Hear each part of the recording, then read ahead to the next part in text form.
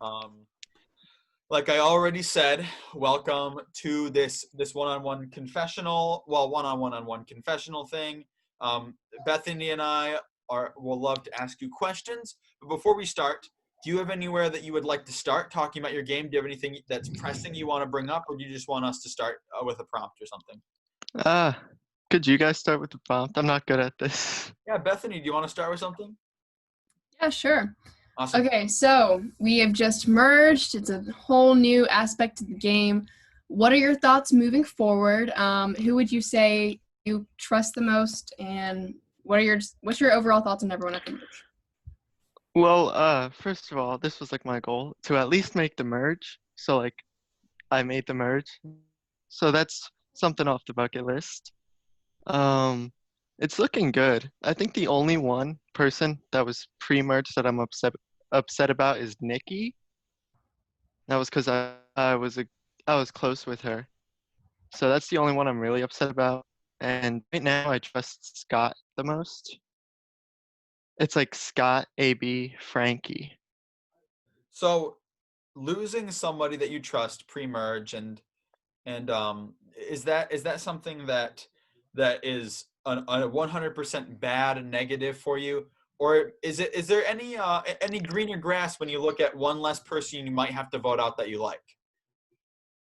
Yeah, I know like I would eventually have to vote her out because like if she would have made it to the end, I knew she was gonna beat me, so I would have had to vote her out at some point. But it's not all negative and it's not all positive. Definitely a middle ground with that. Um, Well, I want to touch on something that was intriguing from a bystander's standpoint. There was discussion between you and one of your allies, Scott, about throwing the challenge today to protect Aiden and Frankie. Now, this is a Yes. decision that has a lot of pros and a lot of cons, and you knew that going into it because you don't Yes, know we the did. bonds that Aiden and Frankie make on the other side.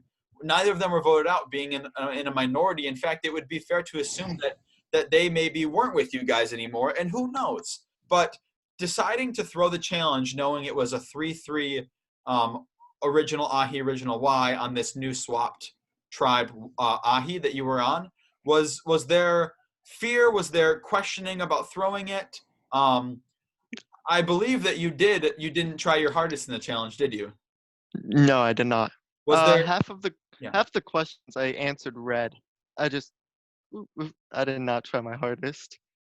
Was uh was that something you were confident about doing? Was throwing the challenge to protect Frankie and Aiden, or did you have to think about it a little bit to one could say build up the guts to do it? I really had to think about it because like as you saw, I got votes and I was almost voted out. So, but I really wanted to keep Frankie and Aiden in the game, so I was willing to do that for them. So we're now going to move a little bit further down the food chain of that decision to throw the challenge, which subsequently, because if you wouldn't have thrown the challenge, you guys would have won. It was so Yes. close because Frankie did not earn a lot of points for the team at all, and Aiden earned a lot, and then Micah was in the middle. You all kind of were even across the board, which allowed no one to probably realize that there was a throne challenge happening, which was ideal because no one, from the outside, no one likes to witness a throne challenge. So it worked Yes. for what you wanted to have done. Uh, Moving down the chain of how stuff happened, you went to a tribal expecting it, I believe, to be a 3-to-1 vote, correct? No, right before we were going to tribal, Macy texted me, well, messaged me saying that I don't think Scott has an idol. I'm voting Scott. So in my mind, it was going to be a 3-2 to 1. 3 votes, Sammy. 2 votes, Scott. 1 vote, AB. No, 1 vote Macy. Okay. Oh, 1 vote, Macy. I see. And so it ended up being 3 votes, Sammy. 3 votes, you, which was not on the docket in your mind at all. And Yeah. and from what you can tell, it wasn't on the docket for your immediate alliance's minds. Just give me the thought process of being there when the vote's tied and when I revealed how the tiebreakers worked and everything. I mean, there's a sense of safety, but also if people don't want to go to rocks, you could go home. Yeah. Once you read my name, I was like, oh man, I knew they were lying. And then when you saw there was a tie, I'm like, well, somebody flipped. I know it wasn't Scott, so it had to be AB or Xander. And Xander told me that he flipped only because he wanted to gain the trust of Macy going to the merge. Does that scare you that Xander is playing a game where trust is trying to be built on all fronts? I mean, he's telling you the truth about voting you the first time, and he's telling you the truth because it was to build trust with Macy. Is that someone you want to continue working with? Because there's positives to somebody who's wanting to play the game, but there's also negatives to anybody who has their foot in the door in any way. How do you feel about that? I do want to continue working with him only because it's a 5-5 split. 5 original Ahi, 5 original, how do you pronounce it? Y. So us original Y members want to get like the majority. So if that means keeping Xander in to knock down some of their numbers, I'm willing to do it. I have a question. Go ahead, Bethany. Oh, sorry. No, I said go ahead. A little bit ahead, thinking wise. So y'all threw the challenge to protect Frankie and Aiden, but you don't know what's going on over there. Obviously, now you've had some time to talk with them. But what if you made the merge, everything went as you planned, and you find out they're working with the other side? That's always a possibility. So what are your thoughts regarding that? Was it all for nothing, or do you think that you made the right move there?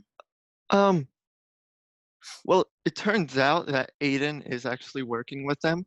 So that made me think, oh, well, it was for nothing. But then it turns out that they were going to vote out Frankie, which I really trust. So I guess it was a smart idea. Okay. I want to touch one more bit on this tiebreaker because it's a scary spot to be in. I was rapidly writing down votes, counting votes, communicating with Bethany about how to do a revote when she's updating live for Sammy, who was somebody receiving votes. There was a lot I was doing, and I was still trying to look in alliance chats to see what was going on.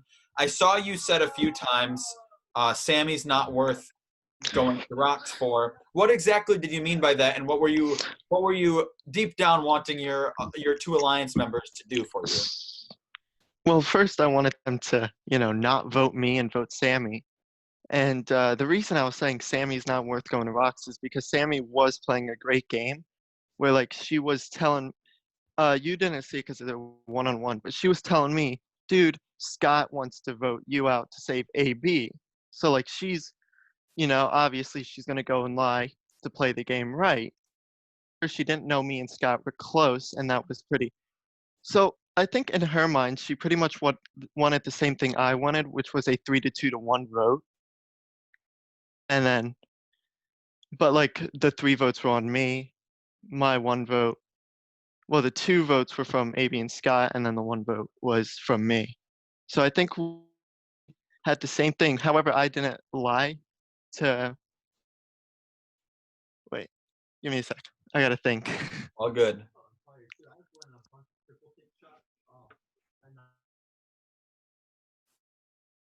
Yeah, but like, oh God, I'm so sorry. I can't think. Instead of your computer crashing, you are. Just kidding. I'm kidding. You're okay. Survivor's a lot to think about. I played simulations before, and I'm gonna let you know there's constant number crunching and remembering names and figuring out plans. So you're all good. No, I was like, Sammy isn't worth keeping because Sammy's playing sides and she's really smart, kind of like how I was with the planning of the votes. And like, obviously, I don't want to go against someone who's just as smart as me as in this game. So that's why I said Sammy isn't really worth keeping. So you bring up this idea of I don't want to play a game with someone who's as smart as me.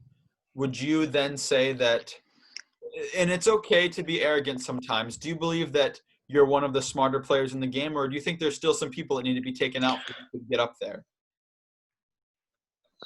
coming in like with smartness, I believe I'm one of the smartest, but like c- with strategy wise, like vote this way. If anything happens this way, we could split the votes this way. So cracking down the numbers, being strategic, I think I'm one of the smarter ones. However, in lots of the in lots of the challenges, I really wasn't good. So I think, and my social game's pretty good. So I think I'm one of the better players, except when it comes to physical challenges. Do you think that this buildup of being good at things is potential painted target on your back, or do you think that you've steered clear of being a target and somebody else has taken it? And if so, who? But you might think it's you. Just what are your thoughts on this idea of targets in the game? Um, I try to keep myself in a way, like present myself in a way that makes them think like I'm not a target. Like it's like I'm very strategic, but I'm making sure I'm not the most strategic. And I'm very social, but I'm making sure I'm not the most social. And when it comes to threats, like I know Macy's a threat, Wyatt's a threat, Aiden's a threat. And those are the three main ones right now. Do you have anything, Bethany? Yeah, I was gonna ask. So I know you said you trust Scott a lot. Do you feel like Scott is someone who you need to potentially look out for down the road, or do you think he's a good barrier maybe for you in the future? Um, I think like eventually I'll have to look out for him, but but the thing in my mind is the old original Y gets the numbers and we just get rid of all the ahi, and that's when we can start looking out for each other, voting out each other. And that's when I'm gonna start, looking out for people like Scott and AB and Frankie, who I'm really close with. Would you say that you're closer to Scott or AB or somebody else? Who is your you had to I pick say your I number one say ally. Who would it be? Scott, because on the original Y tribe, I didn't talk to AB whatsoever. And then when we swapped, that's when I got really close to AB. But Scott was, from day one. Yeah. So I talked about it. You were there at that first tribal or tribe Zoom at the start of the game. I said something which I meant, which was you're gonna come into this game hoping to use this certain strategy that you've thought about, and then the second you hit the beach, you got to start using a new strategy because you can't expect the way other people are gonna think and who these people are. It's not a game that you designed, and so you can't 100% figure out the strategy. That being said, you also haven't gotten to know somebody. I know when I've played games, I connect with somebody socially and I get to know them, and they become someone that I want to vote out less because I know them. Scott being your number one ally, would you say you trust him 100% no matter what? No matter what, or is he an 80% trust? He's my number one, but he's 80, and there's a 20% chance that I'm going to need to do something. Or is he your number one and he's at a 30? Where is he on that scale, considering he's your number one? I would say 100. Like, I trust him a lot, but like, that's the only person I say 100 with. Like, AB would probably be 60. Frankie would also be a 60. But like, Scott, it's 100.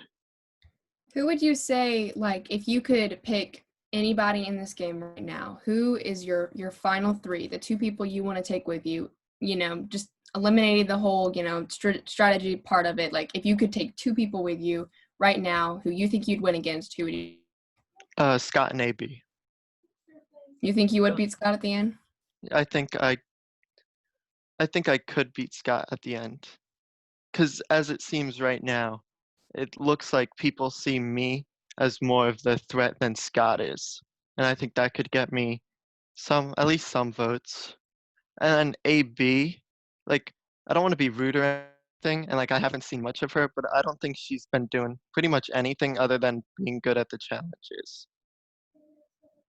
So, So this question that Bethany just brought up is this idea of building a final three that you want to sit with. In order to get there, there's kind of two more things you have to do. This idea of winning the game, you need to jury manage and you need to build a resume. Now, not necessarily, because Survivor has had all types of winners, old, young, all sorts of different races, male, female, goats, complete strategic threats. It doesn't matter. We've had people who are jerks who win. We have the nicest, most lovable person who has won the game. So there's no set strategy on how to win, but there is a constant idea of jury management and resume building. Do you think now that the merge is here, it's done, and the jury is imminent, whether it's tomorrow or it's in 3 days, however the jury's going to look, do you think that you are in a position where you can jury manage and resume build and get to the end? Or are these things that you kind of want to worry about when you get closer? There's so many stepping stones. The merge was one for you. Now there's more to go on. Where are you at Yeah. with regards to that? So I haven't really thought about lots of that. Like lots of my strategy is to like this is how I play any games in general is to just go out and like be very aggressive and see where that takes me. So usually I would think like a step or two or three ahead, but I'm never really thinking, oh, well, I'm gonna do this, and then this person on the jury is gonna think of this. Like I don't do that. That being said, are you comfortable with potentially blindsiding someone in the future, whether you have a good relationship with them or not, and it affecting you negatively at the end, or are you just worried about getting to the end without being without different precautions in the way? Um, I'm pretty much just worried about getting to the end. Like, I like Frankie because me and him connect on a much more personal level because we can, because we are a lot alike in real life. But like, if I need to take out Frankie in order to get to the end, I'll do it. Like, yeah, I'll be sad, but it's a game, so. So there's another aspect of the game now that we kind of got past pre-merge, starting merge, who you trust, who you don't, how to build a resume, how to get to the end.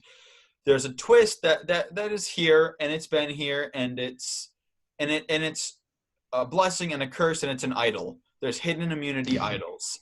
Now there could be two out there. Someone could have found one. There could be one out there, or both could be found, and there's none. And then one for the merge may or may not have been hidden yet, but will be hidden before the challenge tomorrow. So there's potentially three idols out there, or three idols in play with people, or anything in between. Now, Bethany and I know that you don't have an idol, so we know it's not with you if it is with anybody at all. Is this something that you have to keep in the back of your mind, or are you not worried about it until it's actually present and tangible in front of you? No, I'm worried about it. Like, first of all, like if I want to have an idol, that means somebody else doesn't have it, and that could be good for me. Say like I'm like, oh, let's vote out Frankie, but there's the possibility he has an idol. Well, I know he doesn't have the idol I have, so that could help my game. Is the idol something that you would share with somebody else? Not share necessarily like, hey buddy, this is both of ours, but more of, hey buddy, I have an idol and I want to build your trust, and I want you to know that if you're in trouble, I got your back. Is that something that helps you build trust in the game, or is it something that can paint a big target on your back that could get you booted because you have an idol? Like I said, it's a blessing and a curse. If you were to get one tonight and find it, what would you do with it? Would you keep it to yourself for a little bit? Would you share it right away? Would you find a way to work around it? I think I would take some time to actually think about what I would do with it, but eventually I think I would tell Scott just because like I don't want to, go and play it, be like, yo, look what I got. And Scott's like, well, he didn't tell me about this idol he had. And that might lose some trust. So I think if I were to tell anybody, it would be Scott. Do you think Scott would tell you if he had an idol? Yes, I do. So you guys he's someone you trust 100%. And so that's a Yeah. situation you have with each other. Now, obviously, a fear is the other 8 players in the game who may or may not have an idol. And what are their trust levels with you? And who would tell you, and who would you tell or not tell? Like you said, you think you'd only tell Scott. Do you think there's anybody else in this game that might trust you more than you trust them, that might tell you about an idol and give you information? I think the only one that would do that is like Frankie. And that's because, like I told you, me and him connect on a more personal level than a gameplay level. So I think he would just be like, yo, look what I have. And that would, I would trust him a lot more. I wouldn't see him as a target or a threat. So it seems like to me you have a good group of people that you don't fully trust, but you trust enough to move forward with. Who do you think will be your next target? What's your next move? What person are you leaning toward getting at? Well, there's one main guy I think any anybody from the old Y tribe could tell you, and that's um, Wyatt. But I don't think getting him out next would be the best move for me. Is Wyatt a threat to you, or is he just irritating? Both. Now, talk about that a little bit, because being an irritating threat is a really interesting dynamic, and I kind of want to hear your perspective on it. So he's going around kind of playing the same way Sammy played, but like much more annoying. Like he's talking to me, and I'm like, oh yeah, I'm not really that close to Scott. He then goes to Scott and is like, yo, Hunter just told me you had an. I'm like, dude, what is wrong with you? And then I find out he goes and tells AB that he wants to vote me out.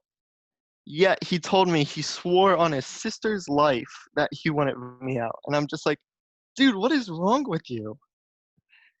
It's kind of the same way Sammy played by trying to get me to go against Scott. But like she wasn't rude. Like she actually tried getting some trust. So you compare Wyatt and Sammy's gameplay, and earlier in this confessional one-on-one, you said that you wanted Sammy out because you didn't want to play with someone who was as smart as you. Are you transitively saying that Wyatt is as smart of a player as you? Yes. And Like so it's that's just something different because you find him annoying, or what's the yes. dynamic there? I just find him annoying. Like, like swearing on your sister, I think that's a much more personal. Like you can't do that in a game like this, and that like lost a lot of respect. But then him to go like to people to person to person to person and like, yo, vote this, vote this, vote this, vote this. That like it's really annoying. But it's really smart in a way. Do you think that it's smart because people might want to take him to the end, or is it smart because, he's causing chaos and he might get lost in it? I think it's smart that like he's like causing a lot of chaos and then like somebody's like, "Oh, let's get him out, but like not right now because we could keep him in, like we can get him out anytime." Like you saw in actual Survivor, they did that with Ben Dreamberg in season 35. They're like, "We need to vote him out, but not right now." And then he ended up getting to the end and winning. So I think that puts a target on Wyatt's back. So his path, you would say, is a little more straightforward, and he's kind of like ripping through the paper with his hands and not cutting it with scissors. Um, Yes. so, so looking at that, I think that there's another aspect of this game that is subtly there, but not talked about too much. You're 15, right, Hunter? Yes. And Wyatt is 15, and Macy is 13, and then we had players. Micah's 20, Sammy was 22, Cameron was 20. I know you didn't interact with Cameron, but we have a decent age range. Now I know we're only like 7, 8 years apart. I'm 20 myself, and so I'm right around you guys. Like you're only 5 years younger than me. I have a brother who's 15, and we're close in age. It doesn't feel like we're that far apart. Do you think that age has anything to do with anything at all, or do you think that it's completely about how you play the game, how you compete in challenges, how you socialize, or does age play a factor? I don't think anything personally. I don't think it matters if, you know, your parents are divorced or not. I don't think it matters if, you're white or black. I don't think any of that matters. I think it's the way you play the game and if you're a threat or you're not. And so would you define yourself as, I know we're kind of coming circle here again, but I do want to hear about, do you think that you are a threat in anybody's eyes? Because it doesn't matter that you're 15. It doesn't matter that you're a guy. It doesn't matter what. Do you think that you're a threat? Just based off of the way you've been playing this game outward. Um, I could be, and the only person I would see myself as a threat towards is like Macy, who voted me. But like other than that, I don't think anybody would see me as a threat. Okay. Bethany? I'm good. All right. I have a question I ask at the end. We're actually kind of getting closer down to we kind of hit the half-hour mark already, which is great. It's kind of flown by for me. Do you have anything we want to talk about before I send out my final question toward you? Huh. Because I'd love to discuss stuff. We have time. The next person's pretty lenient on when they start, and so the floor is yours, Hunter, just to express your gameplay, how you feel about stuff, anything. You want to talk about your favorite food, whatever. It's all good.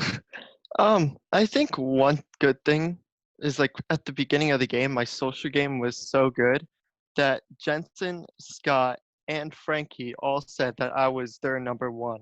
So I think my social game is that good that 3 people are coming to me saying, "Yo, Hunter, you're my number one in this game." But So if you want to talk about my social game, then I'm well, we can down. talk about your social game. I actually, it's funny because I haven't 100% asked you. I think you may have touched about it on a confessional in the past. It was a while ago, but Jensen got voted out and he said, "Y'all don't trust Hunter." Does that reflect right now, or have you gotten past that? I've gotten past that. It's not, Like, yeah. yeah, it's not important. But there's anything you do in the game can haunt you at any point in the game, and so it's something that you always have to be aware of. Every move you make can always be brought up against you, and you told Jensen you trust him and you voted him out, which it's Survivor. You had to vote somebody out, and he tried to call you out there at the end, but you know it's something you move past. I guess it's a good thing that it happened so early. But your social game now in the game, we're in the merge, and you're saying that you have good numbers that you feel like you can trust moving forward. Are there people, I know that you've interacted with Wyatt and it's been fairly negative because he's annoying to you, and that's just the way he's playing the game. He's probably great as a person, but you're playing Yeah. the game. Have you interacted much with Jenna or Micah? No, I have not talked to them whatsoever. Do you think that that's something that you need to do moving forward? Because you don't want to be a target in people's eyes, and if someone hasn't talked to you, they can go, "Oh, I'm going to vote out Hunter because I don't know anything about him yet." Or do you think talking to them might make you seem like a threat because someone could go, "Yeah, Hunter's a talker. He needs to go because he can beat me in the end." There's got to be a balance, and I don't know the balance that you've made so far, but I'd love to hear it. So again, like I said, I wanted to stick with the original 5Y, but like it's 5-5 right now, so I needed one other person, and that was Xander. I really connected with. So I don't think making those other relationships with um Micah and Jenna are really important. Unless, I'm saying all this and I get voted out next because of them, then it was Well, really important. But there's only so much you can know in this game. If you know 100% of what's going on in the game, then you're the host. And you're yeah. not. And I don't even know I was 100% going to because say, you don't even know 100% what's going no, I'm on. saying that's the only, and so I guess the way to look at the future, if something happens, whether it's people you can't trust flipping on you or an idol happens and all of a sudden somebody in your alliance is out, will you go to Micah and Jenna and try to build trust? And if so, will that seem like scrambling? I would see that as scrambling, but like it's what you gotta do to stay in the game. So if an idol happens and I lose Scott or AB, then yeah, I'm willing to go to Jenna or Micah. Okay. And that's, these are all just reflections of how a social game is played. Are you, everything in Survivor has to be a fine line. If you do too much or too little of something, you're going to be out. Yes.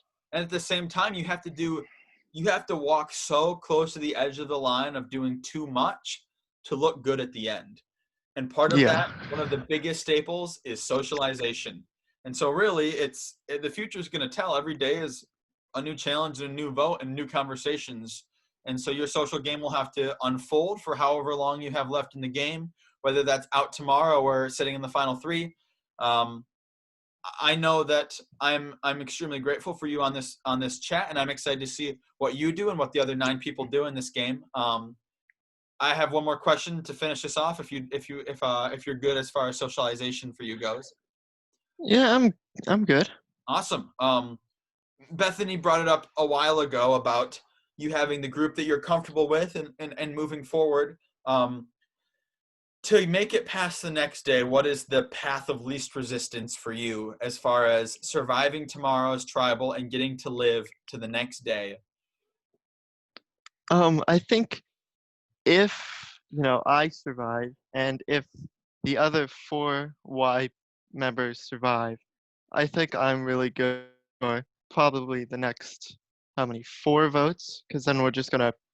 I'm hoping we pick off the four would it would be four Ahi. So if that happens, then I'll be in the final 5, which I never thought I would be, but that would be great.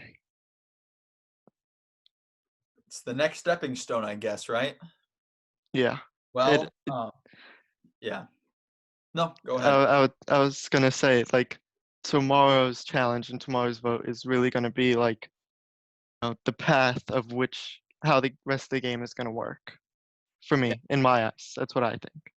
And do you think that there's any chance of it changing beyond that? Or are you pretty comfortable that if tomorrow goes the way you want it, you're able to lock arms with the people that you're with and burrow through to the 5? Huh? Oh, Uh, I was, uh, so I was just saying, do you I think Cut that off a little bit at the end, Nick. yeah, it cut my off bad. and I thought you like Yeah. froze. Okay, I didn't. no, what I said was, do you think that there's room for change in how you have to play the game after tomorrow, even if it goes the way you want? Or after tomorrow, if it goes the way you want, you're going to be able to lock arms with your allies and burrow through to the final 5? Or is there a high probability or low probability or none that the game will get shaken up and that you're going to have to readjust? The game will probably get shaken up, but that's only because I was thinking at final 6. Like I was thinking in my mind it would be the 5 original Y and Xander. I was thinking instead of just voting Xander, I would vote Aiden, just because I see him as a threat. But like that, I think that's the only way it could get shaken up if tomorrow goes as planned. Okay. Well, we got a lot of good stuff in this, and I've enjoyed understanding your gameplay a little more beyond what I read in the text and get in your videos. I've enjoyed this. I love it when you guys want to Zoom. I wish all 10 of you would. Thankfully, we got half tonight, and I'm going to see who bites tomorrow or anybody else who wants to add on tonight. I'm up for a while. Thank you so much, Hunter. I've Thank enjoyed you. it. I think Bethany has. Thank you so much. Thank Yeah. you guys. Yeah, of course. Once again, this will be edited, whatever. Some of it might be in the posts. Some of it, all of it might. Who knows? We won't find out until this all airs. But I appreciate it a lot, and once again, I'm excited to see what the 10 people can do. But I just appreciate your willingness to participate in this game show in the first place. This is Bethany and I's first attempt at hosting something, and everyone who's left in has made it possible and has made it fun. So I just want to thank you. Thank you. Thank you so much. Of course. Bye, All right. Hunter. Bye, Hunter. Bye, guys.